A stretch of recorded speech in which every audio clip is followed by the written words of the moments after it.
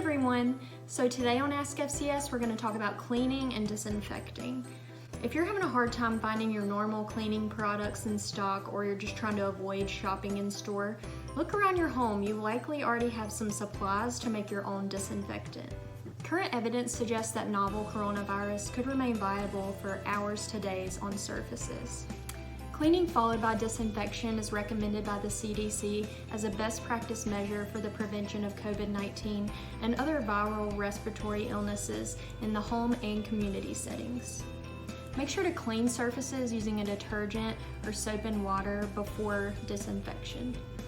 For disinfection, the CDC recommends diluted household bleach solutions, alcohol solutions with at least 70% alcohol, and compounds on the EPA recommended list found on their website.